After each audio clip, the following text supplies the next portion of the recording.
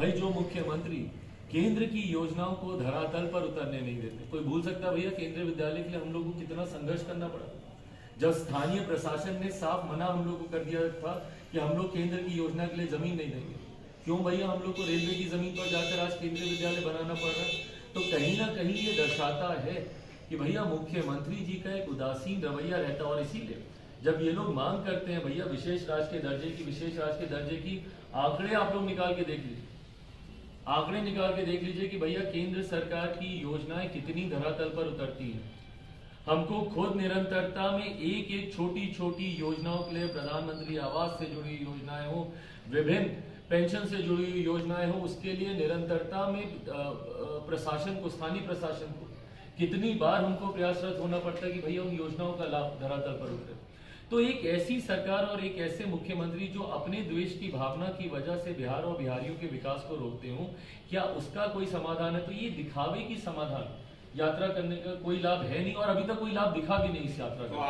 आप तो संसद भवन में भी जाके वहाँ बताए थे कि संसद में की विधि व्यवस्था चौपट है, उस पर सवाल भी उठाए, तो उस पर क्या कार्यवाही हुई? क्या भारत सरकार इस पर या गृह मंत्रालय क्या एक्शन लिया आपके सवाल पर? भाई कानून व्यवस्था भारत का संघीय ढांचा, ये हम सब लोग जानते हैं, हम सब लोग पढ़े लिखे वर्ग से आते हैं, सबकी जानकारी में है कि भारत का संविधान भारत के एक संघीय ढांचे को अधिकार क्षेत्रों में बांटता है। फेडरल स्ट्रक्चर के हिसाब से हमारा देश काम करता है, और फेडरल स्ट्रक्चर में जहाँ कई अधिकार केंद्र सरकार के पास होते हैं, तो वहीं कई अधिकार राज्य सरकार के पास दिए जाते हैं और राज्य सरकार की विशेष सूची में होते हैं। इसी विशेष सूची में लॉ एंड ऑर्डर पूर्णतः राज्य सरकार के अंतर्गत आता है, स्वास्थ्य सेवा उसी तरीके से पूर्णतः राज्य सरकार के अंतर्गत आती है, शिक्षा व्यवस्था पूर्णतः राज्य सरकार के अंतर्गत आती है। यकीनन मैंने भारत की संसद में इस विषय को उठाने का मैंने काम किया था, क्योंकि मैं चाहता हूं कि केंद्र सरकार रिपोर्ट मंगवाए। इसी विषय पर हमारी मुलाकात महामहिम राज्यपाल जी से भी हुई थी, और उनसे भी हम लोगों ने आग्रह किया था कि बिहार की वास्तु स्थिति को केंद्र के समक्ष रखें और बिहार में राष्ट्रपति शासन लागू करने की सिफारिश महामहिम के द्वारा केंद्र सरकार से की जाए। और ये आग्रह मैंने केंद्र सरकार से भी किया था कि भैया बिहार की बिगड़ती कानून व्यवस्था को देखते हुए एक अराजकता का जो माहौल, भाई कितनी और हत्याओं का हम लोग इंतजार करेंगे? आज डर के साए में हर बिहारी जी रहा है, आए दिन हत्याएं हो रही हैं और जघन्य अपराध हो रहे हैं। कोई छोटे मोटे नहीं, भाई छपरा वाली घटना कोई छोटी घटना है, 3 युवकों को किस बेरहमी से बांधकर पीटा गया है, या आरा में एक बुद्धिजीवी वर्ग से आने वाले वृद्ध दंपति की दिन दहाड़े गला रेतकर हत्या कर दी गई, 30 घंटे तक उनके शव की जानकारी भी किसी को नहीं हुई, या मधुबनी में एक छोटे से युवक के साथ विवाद को लेकर माता पिता की गोली मारकर हत्या कर दी गई। ये तमाम, या कल पटना में भाई दिन दहाड़े चेन स्नैचिंग, 4 लोगों को गोली मार दी गई। आज सुबह धरने पर मुजफ्फरपुर में कुछ लोग बैठे हुए थे, उसमें से एक युवक को गोली मार दी गई। तो ये आए दिन खुले आम जो अपराधी इस अपराध को अंजाम दे रहे हैं, ये अपने में दर्शाता है कि बिहार में अब कानून नाम की भाई कोई चीज बची नहीं। और ऐसे में हमारे गृह मंत्री, जो संजोग से हमारे मुख्यमंत्री भी हैं, उनकी चिंता ही नहीं है इस तरह। भाई क्यों नहीं समाधान यात्रा पर जाते हैं मुख्यमंत्री? आरा या मधुबनी या छपरा क्यों नहीं जाते? एक बार तो जाए, उन परिवारों से मिले तो जहां पे घटना घटी है। मुख्यमंत्री जाना ही जरूरी नहीं समझते, और उनसे जब आप किसी भी विषय पे सवाल कीजिएगा तो भाई अफसोस इस बात का होता है कि छूटते ही जवाब आता है कि अच्छा हमको तो मालूम ही नहीं है, हमको तो मालूम ही नहीं, हमको तो मालूम ही नहीं। भाई मुख्यमंत्री जी को अगर अपने ही प्रदेश से जुड़े हुए किसी विषय की जानकारी नहीं है तो क्यों बैठे हुए हैं भैया वो मुख्यमंत्री के पद पर? आप उनकी बाइट्स निकाल कर देखिए, आप ही के कैमरे पे। कल भी आप जब वो आएंगे आप पूछेगा कोई सवाल उनसे, क्योंकि कल तक और हत्याएं हो गई होंगी, पूछेगा उस हत्या के बारे में। छूटते ही मुख्यमंत्री बोलेंगे अच्छा हमको तो मालूम ही नहीं। तो भैया एक ऐसा मुख्यमंत्री जिनको बिहार के बारे में जानकारी ही नहीं है, इसीलिए मैंने केंद्र सरकार से भी आग्रह किया था। मुझे उम्मीद है कि सही समय पर केंद्र सरकार भी कदम उठाएगी, पर हाँ बिहार अब और हत्याओं का इंतजार नहीं कर सकता बिहार सरकार के जागने के लिए। छपरा की घटना को क्या लगता है कि बिहार एक बार जो बार-बार एक सवाल उठा रहे हैं, क्या डील लेगा, क्या है वो डील? जो भाई ये डील बतानी चाहिए मुख्यमंत्री को, बल्कि कल जब वो आएंगे तो आप लोग उनसे पूछिएगा कि भाई किस डील की बात हो रही है, उस पर भी वो बोलेंगे कि अरे हमको तो मालूम ही नहीं कौन सी डील। बहरहाल कहीं ना कहीं तो डील हुई है जिसका जिक्र भाई संसदीय बोर्ड के वो अध्यक्ष है, मतलब थे उस वक्त जिस वक्त ये गठबंधन हुआ था, तो यकीनन उनकी जानकारी में कोई ना कोई ऐसा विषय होगा। और देखिए, जब डीलों के आधार पर गठबंधन बनते हैं तो उसका परिणाम यही होता है। गठबंधन डील पर नहीं, सिद्धांतों पर होने चाहिए, विचारों पर होने चाहिए। पर जब जब डील के आधार पर, भाई कुछ ऐसी डील हुई होगी, इतने समय आप मुख्यमंत्री, फिर हम मुख्यमंत्री, तुम अपनी कुर्सी संभालो, हम अपनी कुर्सी संभाल, भाई मुख्यमंत्री तो कुर्सी संभालने के अलावा उनकी प्राथमिकता में कुछ और होता नहीं है। तो यकीनन इसी को लेकर कोई डील हुई होगी, पर बहरहाल इसका खुलासा मुख्यमंत्री ही कर पाएंगे कि क्या डील है। पर मैं पुनः दोहराता हूँ, इन तमाम चीजों में ना कहीं पे बिहार दिखता है, ना बिहारी दिखता है। सिर्फ एक दल, उसकी अपनी समस्याएं, एक गठबंधन उसकी समस्याएं, और मुख्यमंत्री जी की परपेचुअल समस्या कि वो मुख्यमंत्री कैसे बने रहे, सिर्फ इस पे चर्चा हो। 2024 नजदीक है, फिलहाल अंतिम सवाल, 2024 नजदीक है, क्या हैट्रिक लगेगा इस बार? भाई ये तो जमुई की जनता, आप लड़ेंगे ना? कयास लग रहा है कि प्रभारी मंत्री यहाँ से दावा ठोक सकते हैं आपके भाई खिलाफ। हमको कोई फर्क नहीं चिराग पड़ता, पासवान कोई जमुई भी के उम्मीदवार होंगे या हाजीपुर चले जाएंगे? कोई भी यहाँ से दावा करे नहीं करे, 2014 से दिग्गजों को मेरे खिलाफ उतारने का प्रयास हो रहा है। हर बार बड़ी बड़ी हस्तियों को लाने का प्रयास हो रहा है चिराग पासवान को हराने के लिए, दोनों बार, और हर बार पिछली बार से ज्यादा प्यार जमुई की जनता ने दिया। उम्मीद है, विश्वास है कि अगले चुनाव में भी आपका जो सवाल है, जिसका आप जवाब जानना चाहते हैं कि क्या 24 में भी, भाई जमुई मेरी कर्म भूमि रही है, जमुई ने एक बेटे की तरह मुझे प्यार दिया है। और पिछली लोकसभा में मैंने इस बात को कहा था कि एक युवा बनकर जमुई आया हूँ, बुजुर्ग बनकर ही जमुई से जाना चाहता हूँ। 5 साल का नहीं, अगले 50 साल का आशीर्वाद मैं जमुई की जनता से चाहता हूँ। अच्छा, 2014 मुख्यमंत्री जी का ही सपना था। 2005 में उन्होंने कहा था कि भाई मेरा सपना है कि जितने बिहारी पलायन करके बिहार से बाहर गए हैं, उन सबको मैं वापस अपने राज्य में लेकर आऊं। जो मुख्यमंत्री लगभग 2 दशक में अपना ही सपना नहीं पूरा कर पाए, वो आम बिहारियों के सपने को क्या पूरा करेंगे? क्या उसके लिए कोई समाधान है? आज अलग अलग राज्यों में इन्वेस्टर समिट हो रहा है। उत्तर प्रदेश में संभवतः आज इस वक्त हम लोग बात कर रहे हैं, प्रधानमंत्री वहां पर इन्वेस्टर समिट का उद्घाटन कर रहे हैं, जहां पर देश से ही नहीं विदेशों से इन्वेस्टर्स को बुलाया गया है उत्तर प्रदेश में निवेश करने के लिए। आखिरी बार मेरे मुख्यमंत्री ने बिहार में कब ऐसे निवेशकों को बुलाया था, या कोई ऐसा समिट किया था जिसमें आकर उनको विश्वास दिलाया गया हो कि भैया आप आइए हमारे राज्य में, आप निवेश कीजिए, आपको ईज ऑफ बिजनेस दिया जाएगा, सिंगल विंडो क्लियरेंसेज आपको मुहैया कराए जाएंगे, या सुविधाएं आपको दी जाएंगी ताकि आपका निवेश यहाँ पे सुरक्षित रहे।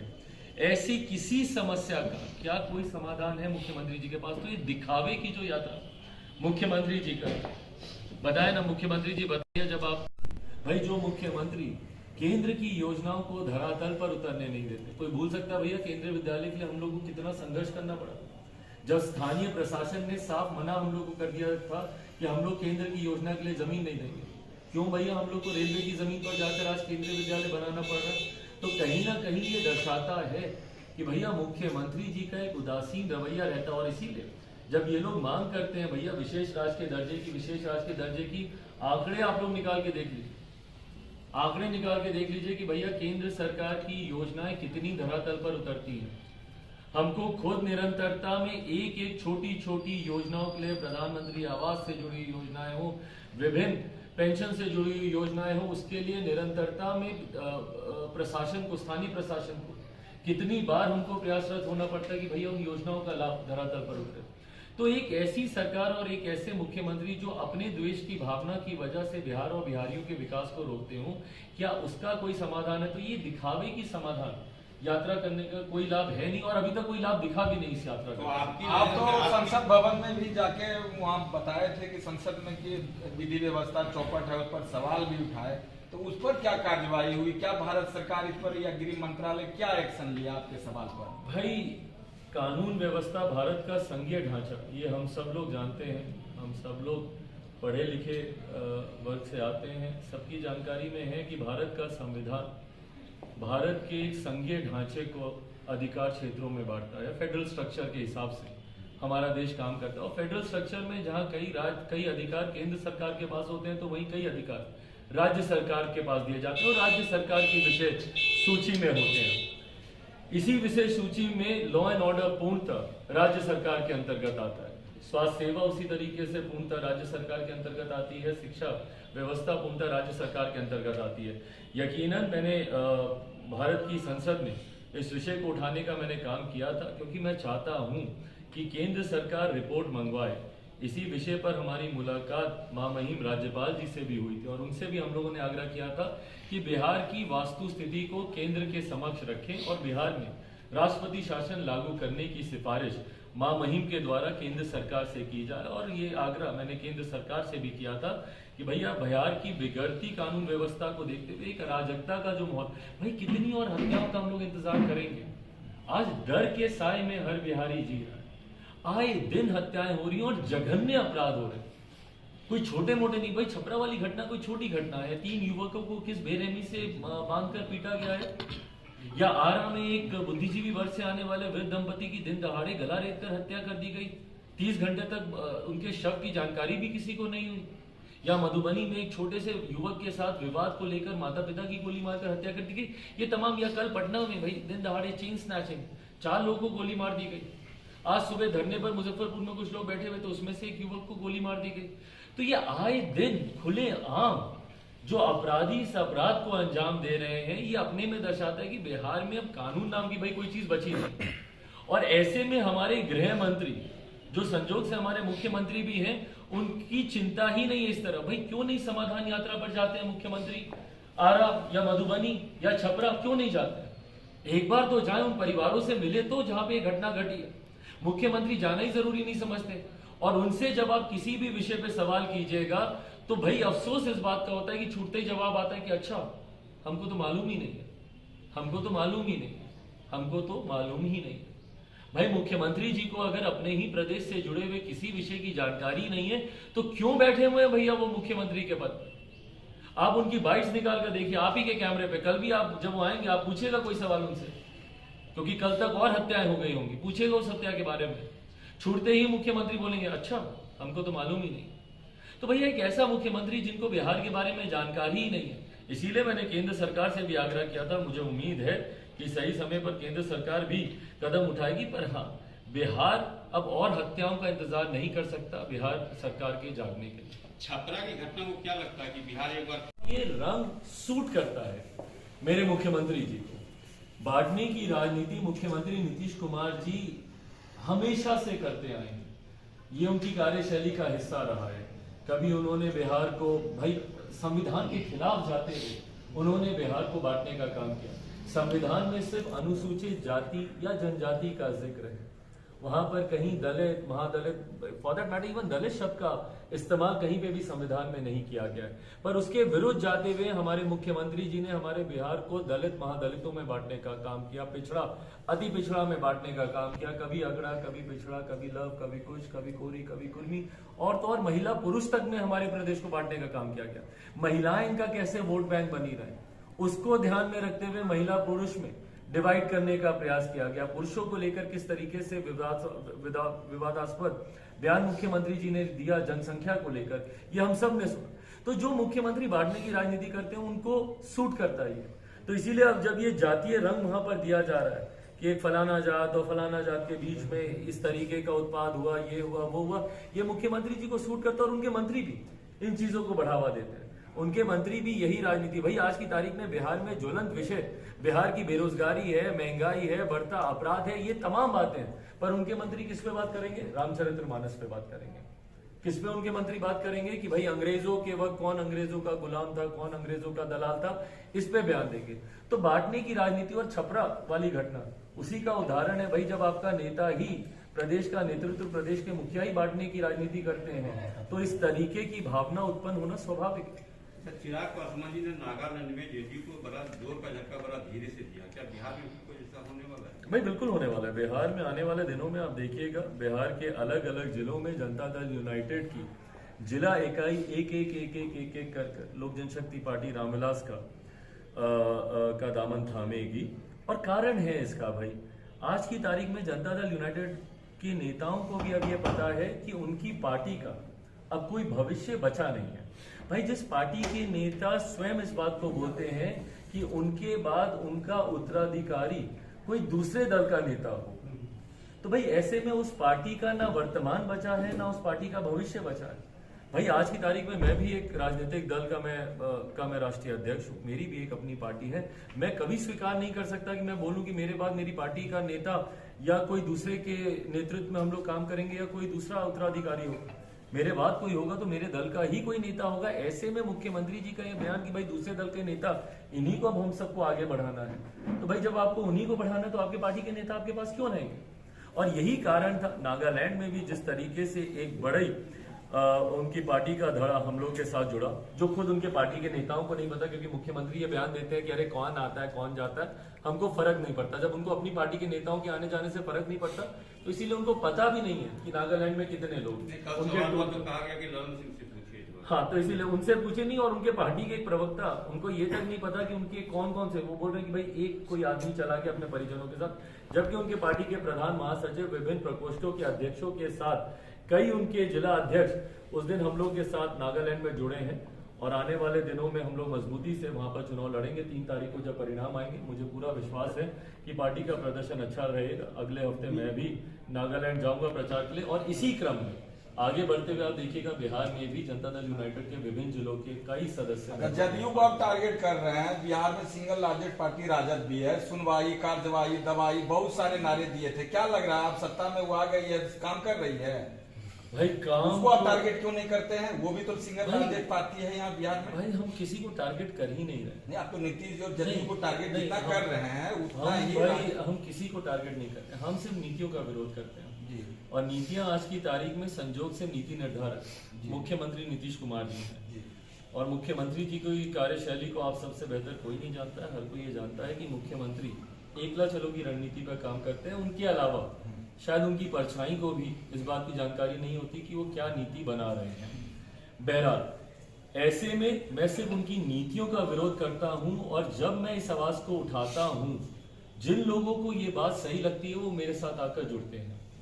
2020 विधानसभा के चुनाव के बाद उन्हीं की पार्टी के राष्ट्रीय अध्यक्ष ललन सिंह जी ने एक चिराग मॉडल का जिक्र किया था। चिराग मॉडल भाई उन्हीं जन भावनाओं का प्रतीक है। मैं प्रतिबिंब करता हूं उन भावनाओं को या उन आक्रोश को जो आम बिहारियों के मन में है। और जब हम लोग उसका प्रतीक बनते हैं या उसका प्रतिबिंब हम लोग करते हैं, जब उनको हम लोग रिफ्लेक्ट करते हैं, तो उसमें जो लोग साथ में आकर जुड़ते हैं और जिसमें बड़ी संख्या में उनके पार्टी के सदस्य हैं। भाई हम नहीं जा रहे किसी के पास कि आप आइए, वो लोग आ रहे हैं। हम किसी श्रेणी में, हम किसी के पास नहीं जा रहे कि भैया आप आइए, आप जुड़िए। आज की तारीख में जिसको भी बिहार के भविष्य की चिंता है, या हर वो व्यक्ति जो बिहार फर्स्ट, बिहारी फर्स्ट में विश्वास रखता है, या हर वो व्यक्ति जो बिहार को विकसित राज्य बनाने का सपना देखता है, वो लोग पार्टी में आकर जुड़े। अब उसमें एक बड़ी संख्या जनता दल यूनाइटेड की है, तो उसमें हमारा भैया कोई दोष नहीं। जदयू को आप तोड़ पार्टी का पूर्णतः इंटरनल मैटर है, उसमें हमको कोई टिप्पणी नहीं करनी। अच्छा, उनके पार्टी के अंतर कलह का खामियाजा बिहार की जनता भुगत रही है। आज की तारीख में जब ध्यान केंद्रित बिहार और बिहारियों की समस्या पे होना चाहिए, तो ध्यान केंद्रित है उनके पार्टी के अंतर कलह। बाबा रामदेव का बयान आया हाल के दिनों में कि इस्लाम को लेकर कि उनका सिर्फ काम है नमाज पढ़ना, और नमाज पढ़ने के बाद वो कुछ भी करें सब जायज है। इसको चिराग पासवान किस रूप में देखते हैं? भाई मैं ऐसे किसी बयानों पे ध्यान ही नहीं देता हूँ, क्योंकि ये आज की तारीख में युवा वर्ग जिसका मैं प्रतिनिधित्व करता हूँ, ये हम लोगों की चर्चा का भी विषय नहीं है। हम लोगों को नहीं फर्क पड़ता भाई। और बिहार एक युवा, पूरा भारत ही बल्कि बिहार भी बल्कि एक युवा प्रदेश है। पूरा देश एक युवा देश है, जहाँ पे एक बड़ी आबादी, लगभग 70% की आबादी ऐसी है जिनकी आयु 35 वर्ष से कम है। भाई हमारी अपनी अलग समस्याएं हैं। हम लोग को जात पात धर्म मजहब से फर्क नहीं पड़ता कि कौन हिंदू राष्ट्र बनाने की बात कर रहा है, कौन मुसलमानों को पाकिस्तान भेजने की बात कर रहा है। हमारी अपनी समस्याएं हैं भाई। हमें रोजगार चाहिए, हमें बेहतर शिक्षा चाहिए, हमें बेहतर इंफ्रास्ट्रक्चर चाहिए। और बिहार की तो अपनी और बहुत बड़ी समस्याएं हैं। हमें पलायन नहीं करना है, हमें अपने राज्य में सारी चीजें चाहिए। हमें बिहार में शिक्षा, रोजगार के बेहतर अवसर चाहिए, बिहार में उद्योग चाहिए। उस दिशा में हम लोगों को काम करना है। तो हमारी जो अपनी समस्याएं, हमारा ध्यान उस पर केंद्रित है। कई ऐसे बाबा हैं जो इस तरीके की बातों को रखते हैं। देखिए, कोई बाबा हो, कोई मौलवी हो, कोई ग्रंथी हो या कोई पादरी हो, कोई भी हो, वो अपने अपने धर्म को बढ़ाने का प्रयास ये तमाम धर्म गुरु करते हैं। वो उनकी सोच का हिस्सा रहा है। हर कोई चाहता है कि भैया मेरा धर्म आगे बढ़े, वो उनकी सोच है। पर आज की तारीख में एक राजनीतिक दल का नेता होने के नाते ऐसी सोच पर टिप्पणी कर कर किसी की भी भावना को ठेस पहुंचाना किसी भी राजनीतिक दल या नेता के लिए उचित नहीं है। नेताओं की जिम्मेदारी, उनका कर्तव्य होता है कि हर धर्म, हर जाति, हर समाज, हर वर्ग के लोगों को एक साथ लेकर चलें। जाति की नहीं, जमात की बात करें, धर्म की नहीं, सर्वधर्म की बात। The rising public school Khaira road Bhachhiyar Jamui में कराएंगे। सुना है उस स्कूल में शिक्षा का माध्यम अंग्रेजी है। नर्सरी से 10वीं तक CBSE पाठ्यक्रम के आधार